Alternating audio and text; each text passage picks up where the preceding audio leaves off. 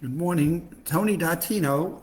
I'm the founder of the USA Memory Championship, and doing my Live with Tony on Friday happens to be my birthday today, which is Friday the 13th. Not sure I always like birthdays coming up on the 13th of Fridays, but I'm here and hopefully getting a little bit more wisdom as each of the years go by. But I wanted to just take a second go at this article in the Mind, Mood, and Memory magazine that's put out by the University of Massachusetts General Hospital from their July issue. And I've been saving this, right? It's like, God, I keep these on a pile, and then I finally get to it and say, God, it's July already, it's October, and here I'm still wanting to cover an article, which is it time to take a memory test? And as I talked on Wednesday, there are some times when we lose our keys, our glasses, our cell phones, or we forget things, where there are instances that, it's not a memory loss. It's just, were you multitasking? Were you frustrated? Were you stressed? Were you working on three things at one time? But then another way to think of it is when you are seriously concerned, and you've got to be aware of it, and you want to start to think about it because of, obviously, I'm reading things now on Alzheimer's and dementia, and when is dementia and when is it not. I'll talk more about that next week, but what I want to do is, when is it normal versus when you should be concerned? So let's go to the other side. There are obviously memory loss concerns when you misplace your glasses or things, but what happens when you have the cognitive decline and you don't recognize items on their own, and you're talking to someone and you feel like, well, I just told you that, and you're repeating something three or four times.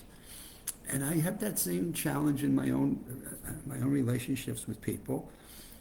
When you say something to someone, you say, gee, I just told you that 5 minutes ago. But when you were talking to that person, were they focused? Were they like, I'm really trying to pay attention to what you're saying, or I'm doing three other things while you're still trying to talk to me? Do you interrupt people in conversation? But there is a point where you have talked to someone and you have explained something to them, and you think they've grabbed it and they've comprehended it, and they repeatedly come back and say, I don't remember you telling me that. And that's when you start to get into this balance, and especially if it may be things of picking up medications or picking up family members or arranging appointments and forgetting them that haven't been even written down, so I didn't even know where to go look to find them. It does start to bridge into a point where there are times to start to be concerned. So let me just read a little bit of what they've got here. Another way to think of normal versus concerning memory loss is when you misplace a purse or glasses. We've already talked about that. You've just simply misplaced them. But a person with cognitive decline may not recognize the items.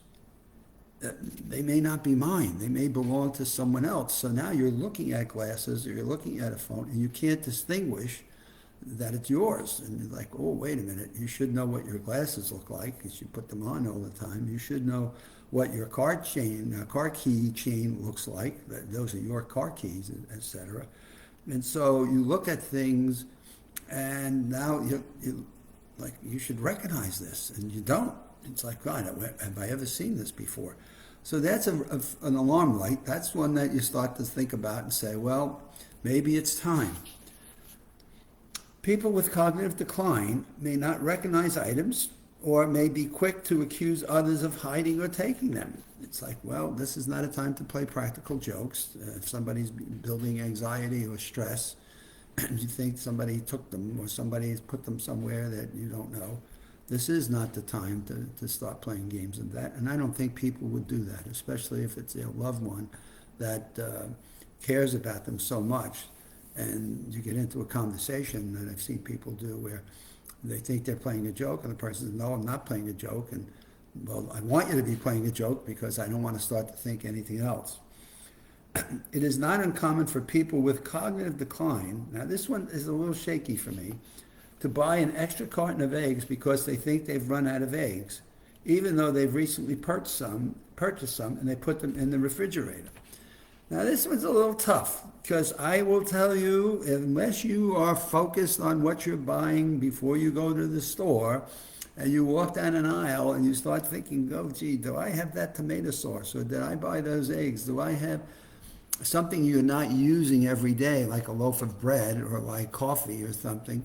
Uh, you may be buying another dozen worth of eggs, or you may be buying another jar of tomato sauce, or you may be purchasing up an extra can of tuna fish. Um, Unless you've taken the time, I can't tell you how many times I've gone shopping and I look at it, I say, oh, do I have this? And I wind up buying it because I think I don't. And I come back and, well, I do have it. So Evelyn and I go through this all the time when we're shopping, especially without a list. So one of the simple ways of dealing with that challenge is to always go through a shopping list and do your work before you go shopping, meaning go into your pantry, go into your refrigerator, go into your cupboardry where you store your grocery items that you use from time to time, and just think about what's coming up. So now it requires a little proactive thinking, what's coming up, and then make your list. And then if you're looking at your list and you're still buying something that's not on your list, you know, even though they recently purchased some and put them in the pantry instead of the refrigerator, you know what? We may start to, again, be concerned. Other examples of changes that could be red flags and more serious are losing the ability to perform a routine task. It's something like brushing your teeth, like, well, gee, where's the toothpaste? Or where's my toothbrush? Or shaving, where is my shaver? And so when you start to do things that are emotionally repetitive, and you don't even have to stop and think about them, and then all of a sudden, okay, I can't do this. I don't seem to remember what the steps are.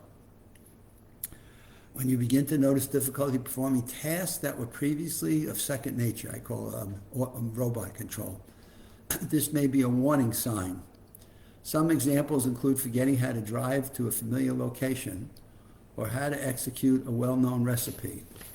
So now trying to drive somewhere, sometimes you've got to stop and think of where we're driving. When I go to the airport, there's several different routes that I take. I may need to stop before I start driving and focus out, as opposed to I'm on the cell phone and I'm just going to go and then realize I'm on the wrong street because I'm going the wrong way. But if that's not the case and you get on the route and all of a sudden, gee, I don't know where to turn, or where am I going? A little bit more concerning. Beginning how to drive to a familiar location, but it should be concerning if you have trouble managing household finances and become confused with well-used appliances and devices such as a microwave or a TV remote. Keep in mind that adjusting to new technology can be difficult as it is, and patience when figuring out a new TV remote or smartphone. So here again, we're in this ambiguous thing, but we don't have a new TV, we don't have new appliances, and one of the concerns that I've seen happen over and over again is people that turn on a stove and then they don't put the utensils on it that they want boiling water or cooking, whatever they're doing, or to put the oven, put something in the oven and they take their food out of the oven and they don't shut the oven off. And the next thing you know, you've got a heated oven and sometimes a fire that's coming out. So people boiling water and leaving the boiling water on the stove and forgetting to go back and take the water off. Again, some of these I hear and see happen as normal life, but some of these are a lot time for concern. So we've had seniors and friends and relatives that have done some of those things, and when it gets to be repetitive, it gets to be a serious concern. Another trait among older adults is repeating a question they've asked, but they forgot the answer. But when a pattern of repeated questions emerges, you might want to start to take note of the same question being asked over and over again, and it hasn't stopped to filter in. Individuals with cognitive impairment may ask the same question over and over, which suggests they're forgetting quickly. I always go through the steps of memory, the integration of, are you taking the information in? Are you being focused on how you're storing it? Have you thought about its ability to then hook, link, connect, and associate, which we teach in our memory work, that you then can think of a link, connect to something you know that you can then immediately, spontaneously pull it out. It's one of our memory championship events that teaches that skill. and how well people are able to do that retrieval. Repeated checking of a calendar or an appointment book can be concerning, specifically if they're unaware of an appointment when they just have checked it, which is why we keep a calendar on our refrigerator and why you write these things down. Because again, we're in a world today, all you have to do in the last week is put on the news for 15 minutes and your head can go in 5 different places. And so what do we do about those events? How do we handle those kinds of situations that happen that cause us to stress and build some anxiety? We worry. We've got friends or some people there. I've got associates or family, and all of a sudden your head has gone somewhere else. And then you forget an appointment because your head's not on the appointment. So you got to be more conscious as we get older. And in fact, at any age, I can't tell you how many kids miss appointments that they've forgotten about. And it doesn't matter what age they're at. People with impairment may repeat themselves frequently in verbal conversations. Common problems include trouble with word finding, losing their train of thought, and having problems naming items or calling things by their wrong name. So these are just some of the things that we have to be attentive to this, and we have to be aware of it. But I don't think it's as black and white as we'd like it to be. And unfortunately, this is one of the things in the world of science that just continues to evolve. And we don't have the cookbook answers on these, that you can go to this page and find your cookbook. It's still an evolving science. And this is why the work we do with the USA Memory Championship and the mental athletes and the Connections Brain Fitness Workshop are things that are really highlighting challenges that different people are having at different ages, depending upon their life experiences. And off we are for another weekend. It's another Friday. People are asking me, I did have some surgery on the 4th of October. I'm doing better by the day.